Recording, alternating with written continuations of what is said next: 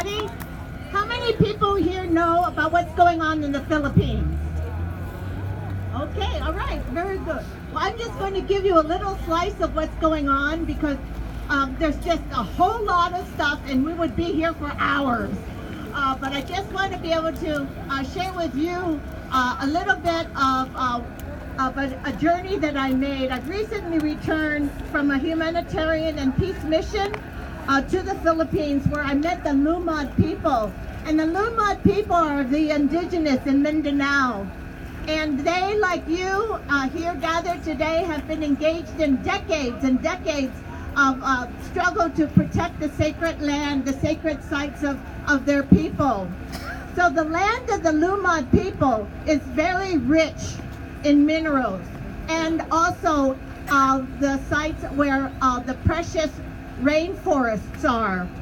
Their land has uncultivated, that means it's in the ground, gold, copper, nickel, chromite, coal, gas, rocks for cement, and their ancestral land also includes the rainforests, hunting grounds, and species upon species of medicinal plants.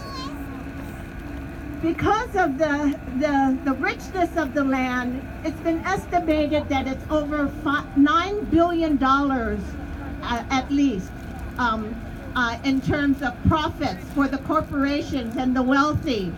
And so because of this, about 56%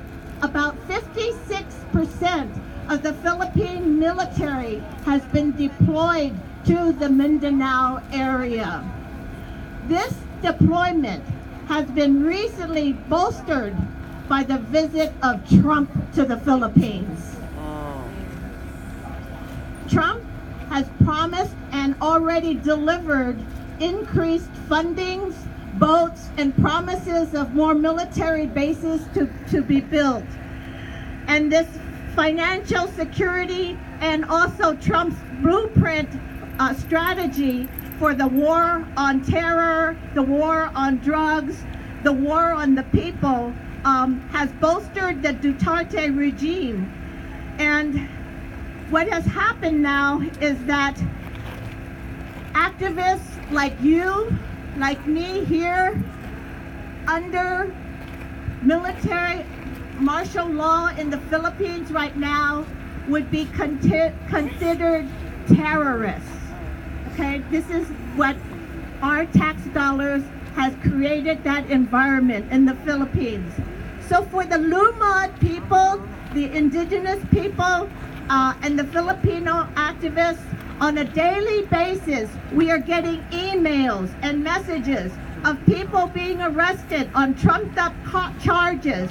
A community leader who is protesting the building of a highway that would transport logging from the rainforest. He was arrested on trumped-up charges of having explosives and illegal weapons in his house. Children have been terrorized. People have been killed on a daily basis, and we're getting emails and notices about this every day. Women have been sexually violated. Homes have been burned, and these have been carried out by the police, the military, and especially the paramilitary forces that have been hired by the plantations and also by the corporations. The U.S. military is playing a very strong supportive role in the Philippines, and these are your tax dollars, my tax dollars, that are paying for this. The budget for the military budget is going to increase from $500 billion to $700 billion.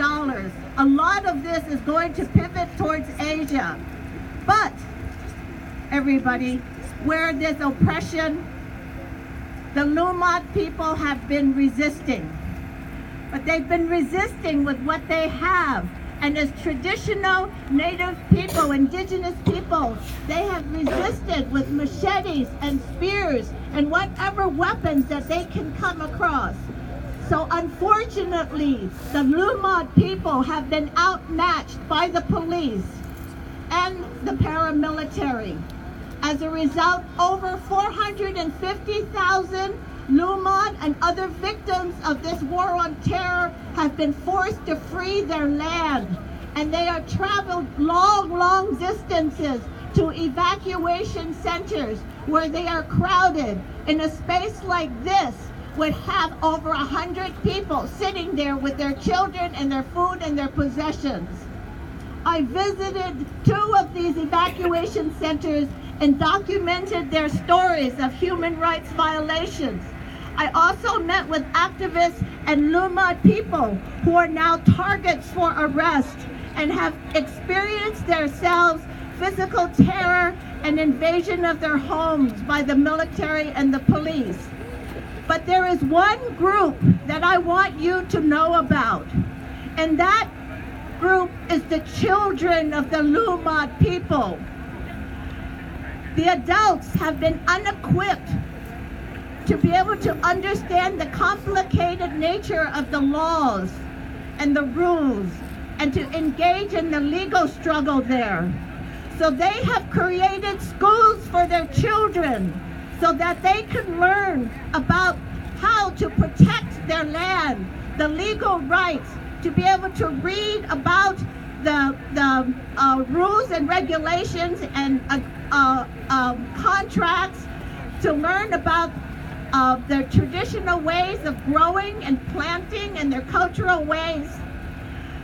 As a result, also they have been learning how to calculate in math, to be able to bargain and get fair prices for the crops that they grow and bring to the market. So as a result, the current Duterte regime has decided that these schools are, quote, breeding grounds for terrorists. And a result, they had called for the Department of Education to shut down these certified schools.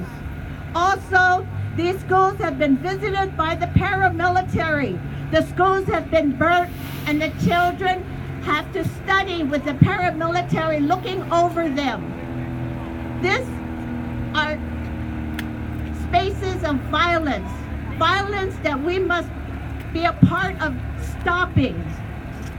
On the evening that I left to come back home here to the Bay Area, I talked into the early hours with a Lumad woman whose husband was arrested the day that I landed.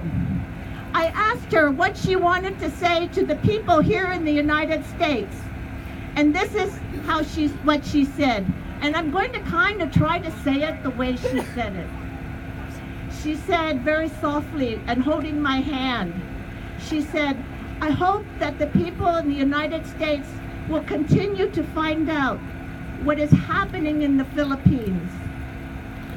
That they will come to understand that it is the American government that controls the economic, political, and culture in the Philippines.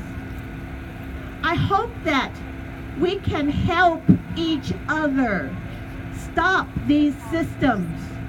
The poor people are suffering a very hard life, I know, in the U.S. and here, because of the capitalist system here and all over the world.